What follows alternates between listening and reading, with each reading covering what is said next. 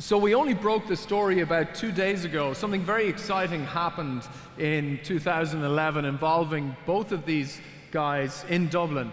And I'd love, first maybe Scott, you might take us back to 2011. You came to the Web Summit and something magical happened for you. God, a lot of things happened back in 2011. I think this is our 4th Web Summit attending. And Shervin and I didn't know each other. Frankly, barely knew you. I was still at Goldman Sachs. And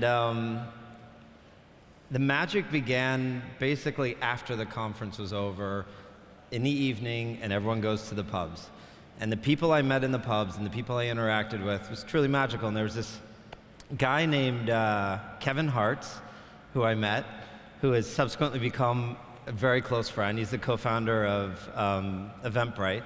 And there's this other guy named Travis Kalanick of this little company called Uber that I thought sounded kind of interesting and kind of cool. And the thing that was happening around this table, there were a handful of others, is it was pure dreams. We were just riffing on what should be done, not what is being done. And it was magical. And Travis and I hit it off, and it immediately became clear that there was a round that he was raising.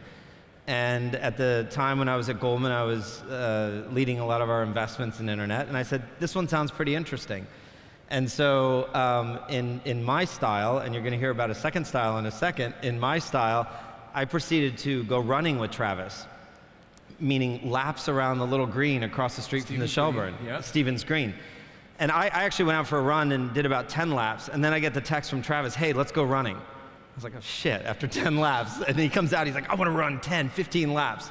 So I managed to do about 20, 25 laps around the green until the police made us go home. And we secured the investment at that point in the Series B. And unbeknownst to me. So yeah, we actually, Scott and I hadn't met yet, and we wouldn't meet for almost a year from there. But I got a text from Travis saying, are you coming to Dublin? And I said, yes, I'm planning to. It'll be, I think it was my 3rd year. And he was like, let's keep talking, because I was chasing Uber to lead that investment in the Series B. And the company was like 9,000 customers at the time. And I had fallen in love with the company and with the whole team, Travis, Ryan, Graves, everyone. And so I immediately hit the ground in Dublin, and we went for a pint at Bruxelles and walked the streets of Dublin dreaming about what Uber could become. And then that night at the Shelburne, I ran to the business section, business office, and had the front office kind of print out the term sheet, went up to his room and signed. I have a picture of signing the term sheet with Travis at his hotel room. He was in his shorts. And at this point, neither of you had met. You might have bumped into each other, maybe on a pub crawl, but you didn't really take any notice of each other. No, we didn't know each other until a year later. We got introduced by mutual friends. It was Kara Swisher at All Things D, and she was shocked that we didn't know each other, and we hit it off immediately, and there was a lot of chemistry, and we started talking about Uber and what it could become, about where the world was going, and we realized that we were coming together to the Web Summit again that year, and it was there that we basically, Sherpa was born. We kind of consummated the marriage. But you know, you did consummate the marriage. What was keeping on that theme of like daring to dream? We came to Summit, we attended the events, met awesome people. It wasn't until we got in a car and we drove 8 hours to the western tip of Ireland together, and literally like our stomachs hurt from laughing so hard, and we kind of explored all the boundaries in terms of the possible, and we thought about not what is being done, but how should it be done. That we said, well, what if we did this? What if we went out and said, let's create Sherpa Ventures, let's create Sherpa Foundry, 2 totally separate ideas, and just kind of dreamt it up. Okay, so before we get to that, you're going to take us back, and just to clarify, they drove all the way to the cliffs of Moher, which are very, very beautiful, and I told them they should really go. They drove the whole way across, and when they arrived, it was completely foggy, and they could see absolutely nothing. And then they drove back, and then the rest is history. So just take me back a little bit. You've made some, startling investments, and we'll get to those in a moment. But I want to understand, how do who is Scott Stanford? Where did you come from? Who are your people? I'm a curious kid from Indiana. I grew up coding when I was 12. I kind of just hacked my way all the way through it. I mean, when you look at somebody's LinkedIn profile, their resume, it tells a story and you get an impression. You look at Shervin's, you look at mine, you're like, oh, I get it. But you absolutely don't get it until you really understand the path, the journey that one took to get there. And I mean, I literally started as a 12-year-old coder in Indiana right when the Apple computer first came out. And a subsequent of hacks, transferring colleges, turning one job into another job, ended up holding all sorts of different roles. Helped build an internet company in the bubble. Went to Harvard undergrad after transferring from Boston College. Went to Harvard Business School. Went to Goldman in derivatives, like in a room without windows, hacking derivatives. They asked me to join the IT department. I said, no, I want to be a tech banker. So I went and did that. And so there's just this kind of, I wouldn't call it a random walk, I'd call it a hack. And we joke that I immigrated from Indiana and Shervin immigrated from Iran. The two eyes. Tell what you can't. You're Iranian. I was born in Iran, and we had to escape the war and the revolution. So I remember the bombs falling in Tehran as a kid. So every day for me is a blessing, and that's kind of our philosophy, anyways. Is just don't take anything for granted. Be humble. Work extremely hard. Don't think anything's a given. But my family, we came to America with nothing, and my dad drove a taxi, ironically, with Uber. I grew up in a taxi and knew a lot about that world. And my mom cleaned hotel rooms as a maid, and they just focused on education. So me, my brother and sister, we just worked really hard, and the only thing that would make them happy was us doing well in school. So my dad would, frame every certificate, every award, and put it on the wall. Soon the wall was like filled with awards. And that I was doing it because I could see how happy they were after they would work, 18-hour days, basically. So these are the type of entrepreneurs that you kind of back. You look for all sorts. You're not just looking for the kind of silver-spooned, well-educated. You take them all comers. Bring me through. So just before, I'm going to move away a little bit from you guys in a moment, and we're going to talk about the industry in more general because we focus. So just bring me through some of the investments. You've made a huge number of investments over a very, very short space of time. It's unusual, quite unusual in the kind of VC world for a fund to come out of nowhere and suddenly raise 150 million, and especially to raise that money from a lot of kind of heavyweight insiders from the industry. Can you just take me through that ever so slightly? I'll give one example of an investment in a founder that we backed that speaks to what you were speaking about, which is we really do believe in people are the greatest asset class. So we look for something really special in those founders and teams. And one founder that one of the biggest investments from Sherpa is Tree from Muntree. And Tree's story begins in Vietnam, and he escaped as one of the boat refugees when he was 12 years old with his little brother who was 8 years old, made it onto a boat without his parents. His parents couldn't make it onto the boat. He didn't see his parents until after college. They end up in a refugee camp in Indonesia, finally get to San Jose, California, unite with his uncle. They were very poor. He's smart, works hard, gets into MIT, and then he starts Muntree. And Muntree is essentially on-demand food that's made by amazing chefs, all centralized in one kitchen. And it's part of the whole on-demand economy thesis that we actually came up with in the pub in Ireland. Well, it's a good story we'll tell. But Tree is a perfect example of that kind of entrepreneur. We made a $25 million bet in the company. Yeah. Wow. So talk to me, if we can move away from a second from the fund, and you can always come back in a moment. I'm just wondering about, you touched on the sharing economy. this is a big theme. What's so exciting about the industry? Why so many bets in this industry? So there's a lot of talk about sharing economy. We wrote a report on the on-demand economy, which is frankly different than the sharing economy. Both are pretty important trends. I mean, okay, let's put on the business school hat for a second. What's happening? It's pretty straightforward. Technology is allowing us to do things more efficiently than we could before. Pretty obvious. Well, what do you do with the resources, with the value that's identified? Well, in some cases you can put it in your pocket. In other cases you can make that consumer experience better. And that's a lot of what's driven the on-demand economy. This concept of having a car pick you up when you want to pick you up, I mean, that's existed since horse and buggy. You just had one sitting outside. It's just, it was cost prohibitive to do that today. Well, with greater efficiencies and greater utilization of resources, you can now do that today. So it seems quite simple when you think of it that way. And so what we do is we look at industries and we say, how is the supply chain a relic? How is it a function of a non-technical world, and how can we transform that? How can our founders transform that and move the value up front and make the consumer experience that much better?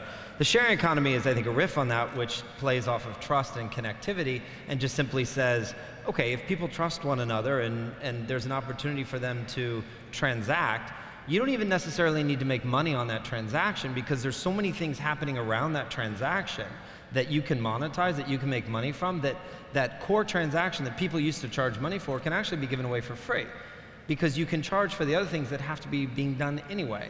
And that's what we're seeing with some of the true sharing economy markets, where it's like, yeah, let someone else use your car, but someone still needs to buy gas. You still need insurance. You still need the things around it. Maybe there's a way to build a business around it.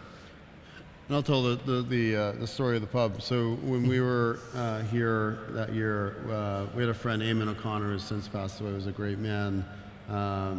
And he invited us to his estate at the tip of Ireland. He called it estate, and we were excited to go. We got that car. We drove for like 18 hours. And we get there, there's a lighthouse. We get to his house, and it's a tiny house. And it was not an estate. He was joking around. And so we get there, and he takes us to a pub, and he's driving like 100 miles per hour. We thought we were going to die on this one-lane road. And we finally get to this little pub. It's like a village of maybe 500 people. And in this pub, on the corkboard, are advertisements in this little village. And one is, hairstylist will come to you, and her number, and her name. The other one was a bed and breakfast, name, number, and so on. So there were all these little services in this little village, and we had the epiphany then that none of these things, as Scott said, are new. They're not new inventions, but they're enabled by technology. And this village economy that we used to have, where we could trust that stylist, Susie, and we knew who she was, we knew her reputation, that idea of proximity within one location and reputation, which is the 5 stars and a rating like Uber, was brought back to us again. So we're only going back to what we once had. And it's enabled at scale by mobile and being able to push a button and get those services and know that the quality is also taken care of. So that thesis became one of the major ideas behind Sherpa Ventures. You look at a lot of our portfolio companies are built within this kind of on-demand economy owed concept. And so moving from that thesis to actually the kind of broader ecosystem of startups, I know you've been doing a tremendous amount of one-on-one meetings with a lot of really fantastic entrepreneurs and startups who are here, and you're here for another 2 more days. I'm just wondering, for the entrepreneurs in the audiences, for the people trying to build companies right now, what's your advice? What does a good pitch to you look like? What's a good business? What are the do's and don'ts that every young entrepreneur should, or first-time entrepreneur, serial entrepreneur should know? It's a great question, and frankly, one that we've had to personally contemplate and embrace, because we're entrepreneurs. I mean, we are starting a brand new venture firm. We have started Sherpa Foundry, a brand new platform company. And frankly, when we did this, we stole a page out of the playbook of our founders, right? We said, okay, we could go raise this fund on a PowerPoint deck, and we could just kind of model it after all the other funds. And we said, no, let's start with the way it should be done, not the way it is being done, and let's get out there and start making investments. Let's put our money where our mouth is. Let's invest our own money, get a friends and family fund, start raising the fund, and build the business over time. And that's a big part of what we look for in early stage companies. Somebody coming in with a true vision and a passion for that vision and can see where they want to take it, and they can take us on that journey, that mental journey, and we agree with it, and we say, wow, that's a huge idea, and you have a sense, you don't know exactly how, but you have a sense of how you're going to get there. So I would say, regardless of the company, it starts with the founder, it starts with the vision, it starts with the passion for that vision. We obviously look for big opportunities. You know, a passionate person in a small room is not that interesting from a returns perspective, so go after a big opportunity. And then that last piece, which is so critical today, given the rate at which things evolve, is can we see the seeds or even the sprout of a great product, where that vision is being brought to fruition? Is there something that's tangible you can look at? And we know for a fact it's not what the end thing will look like, but you can see inside of that initial product that's been built, that initial service, that there's something magical about it. There's something different about it. And so those are kind of some of the more ethereal things that we look for when we meet founders. Would you agree, Sherpa? Totally. The number one piece of advice is absolutely pick something that you are obsessed by, that you have a passion for, that basically you can't live without knowing that it's going to come to fruition, that it's going to be something that's going to exist in this world. Don't do something that feels like a job, that feels like work, because when you're doing something you absolutely love, you're in love with, and we call it kind of the love principle even in our investing, is that we have to fall in love with the company and the founders and the team. And if you don't have that love, there's something missing, and you can feel it. And that's my number one advice. Don't do something because it's something that everyone else is doing, or that entrepreneurship seems something cool that that everyone else is doing, so I'm going to do it. No, do it because you can't live without this idea coming into this world, and you'll do anything to make it come alive. So I'm going to dwell on this point a little bit more. So we've facilitated just over about 10,000 one-on-one meetings between startups and investors. So we've got about 800 investors from around the world. We've been setting up a ton of meetings. Some startups are more fortunate than others. They end up with 40 back-to-back meetings over the course, about 10 to 15-minute meetings over the course of the 3 days here.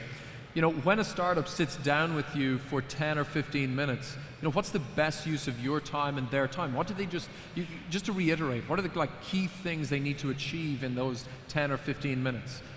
Are they making a mistake if they think they can walk away with a check? Is that first meeting, is it more about check writing? Is it more about relationship building? You talked about your relationship with Travis. Getting that term sheet signed was that wasn't a one-off meeting. That was. You see what I'm getting at? Yeah. Go ahead, Sherpa. Do you have some thoughts? I think it's incredibly important that it's rare to have something happen in the first 15 minutes. Things are a process. There's a difference between seed stage, Series A, B, etc. So depending on what stage you're at, there's more you can show in terms of metrics these days. The acceleration that's happening between coming up with an idea, executing, and a year later you could have some very serious metrics to show. And the cost for doing these things has also come down, at least to kind of get things started. So I think the focus would be in the first 15 minutes of introducing yourself. It's not to try to be something that you're not, right? You can always sense authenticity. You can also always feel it. You can see the love that someone has for the idea. So if it's that first meeting, focus on who you are, focus on your narrative, your story. Where do you come from? Why are you pursuing this? Why are you in love with it? You're not going to win someone over with this incredible business model that you've invented. You're going to win someone over with your heart and soul, and you're going to show someone why, no matter what happens in marketplaces, that you're never going to give up on it. And you can feel that. That'll plant the seed of the continued dialogue. Yeah, I agree. It's not a pitch. No one wants to be pitched. As soon as someone sits down, they start pitching us, it's a turnoff. You want to have a conversation. However, I would think about it in the context of, you know, a business book, right? A business book is hundreds of pages long. A how-to book, a self-help book. There's only about 5 pages that are 3 pages that are really relevant in terms of getting the point across. Like we all do it. Have you read X? Well, it was an interesting book because of Y. Spend a ton of time before that meeting figuring out what Y was. Don't go in there and just start reading the book. Go in there and say, here's what I'm doing, here's why I'm passionate about it, and here's why I think it's interesting. And then listen. Let questions be asked if there's the opportunity to do so. But I agree, it's not a pitch. So we've got about a minute left. I'm just wondering, what does the next 12 months look like for you guys? What's hot? What are you feeling? Have you come across any startups in Ireland? Yeah, I mean, not that one's based in Ireland, but there's conversations with one company that will probably lead to a term sheet. And so hopefully we'll sign it at the Shelbourne again. But in terms of the next 12 months, I would start with the arc of, you know, actually the next 20 years, 30 years. The reason why Scott and I have started Sherpa is we are so optimistic about where technology is going that all of the things we're seeing coming down the pipeline, so many transformational things are coming into our lives that are going to change culture, that are going to change society, they're going to change the quality of our lives, the length of the time we have to be together with our loved ones. All of these things are accelerating, and it's an amazing time to be alive. So from that perspective, it's a blessing to even be able to look and meet these incredibly intelligent, amazing, inspired people and have a chance to be a part of their journey. Yeah, I would say, I totally agree with Shervin. Very long-term view. We don't think in months, frankly even years, as we think about the vision for Sherpa. It's a very long-term vision. I'd say I'll spend the next 12 months getting ready for Web Summit 2015. Great, fantastic. Well, guys, I owe you, Shervin in particular, a huge debt of gratitude. Shervin persuaded Elon Musk last year that he should definitely come on a pub crawl in Dublin with Bono and with Shervin, which he did, and then also maybe he could fit in a tiny bit of speaking, which he also did. Awesome. So Shervin, thank you very much for that, and just really thank you to you both for all the support over the last 3 years, and thank you for being here. Thank you, Patty. Congrats. Thank you. Awesome. Thanks.